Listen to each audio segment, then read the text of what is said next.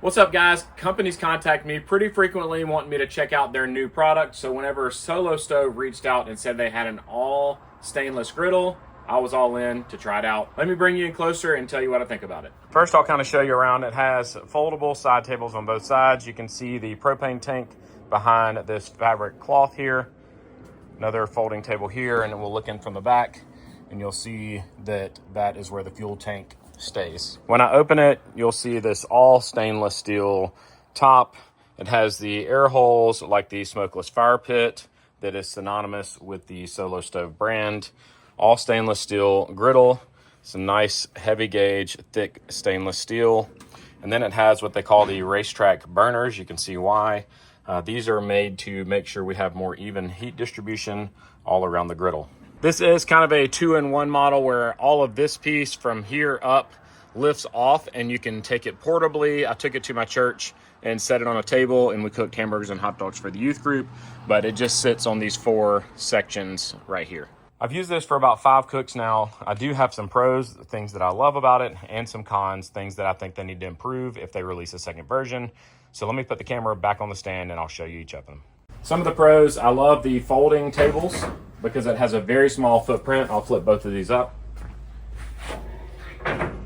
Also love the casters. It rolls really well on my deck. The cons I have for these side tables is they do have holes in them. So if I put anything on here that has grease on it, it's gonna drip through and land on my deck.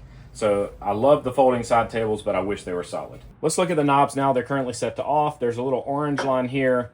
You kind of go to that and you have to pause before going to high, and then it clicks to ignite the burners. There's a tiny hole right here that you can look through to see if it ignited or not. It did not ignite that time, and that's one of the issues that I have. I can actually smell the gas, but you have to look through this tiny hole to see it. And the first time I used it was a bright day, and looking through that hole, it was really hard to tell if the burner's lit or not. I also don't like that there's just a small range between low and high. SoloStove claims that they have a very low and a very high. But without being able to roll that knob a lot, it's hard to adjust temperatures. If you have one of those infrared thermometers, it will not work on this because it is shiny and it doesn't get an accurate reading. So it's hard to tell exactly what temperature you're cooking at.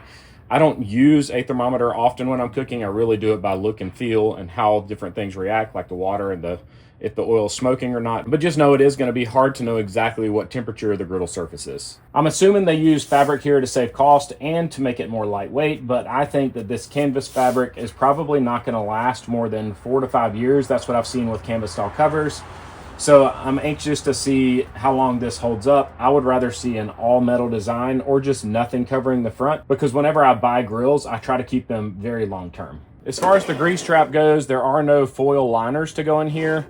While the grease trap seems long, it tends to spill based on the shape here. So I really wish the grease trap was wider or deeper. There's a ton of space here. So I think they should have utilized it and made the grease trap bigger. And I also want a foil liner so that after I'm done cleaning the top of the griddle, I can just pull out the foil liner and throw it away.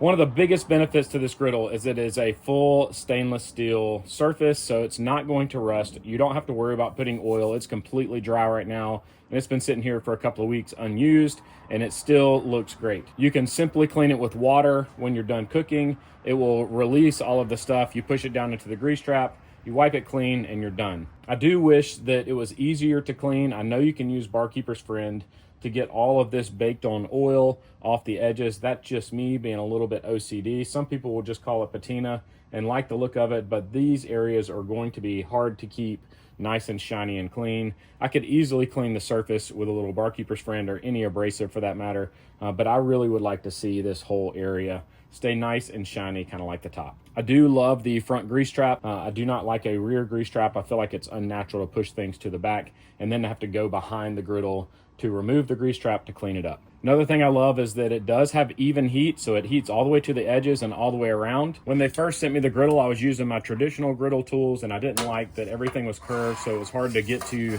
things on the edges. But then SoloStove sent me their tools, and they have a curved edge. This one's curved on the left side, the other one is curved on the right side, and they fit perfectly in the curve of the griddle, so it does make it easy to get everything off using their tools. Another thing you'll notice is the rise of their tools between the handle and the flat part. is much larger than other tools.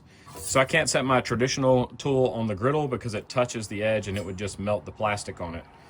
Whereas theirs sits up a good inch above the edge. One other improvement I'd love to see is some storage. Currently there's no storage on it. There are no hooks to hang tools. I really like my tools to be suspended over the griddle, so anything that's greasy drips down on the griddle and not on the deck. But there's no storage for anything in this griddle anywhere, and I feel like they could have used the space under it for a little bit more. Other than them sending me this griddle for free, I was not paid or compensated in any way for this video. I think you can tell that by the unbiased review, which is what I always provide to you guys. I've never been paid by any griddle brands. Not Blackstone, not Pit Boss, not Weber, and now not SoloStove. I've cooked on all of those griddles. I would put this in the top 3 for sure of all griddles that I've ever cooked on.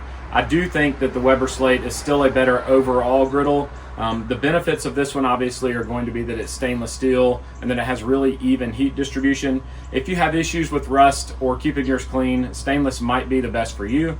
If you live near the coast, this might be a good option. Or if you want one griddle that can be portable or standalone on the stand with the wings, then this might be a good one for you as well. If this seems like the griddle for you, you can buy one using the link showing below the video. And if you want to go to the SoloStove website to order, you can use GrillThisSmokeThat for a free gift.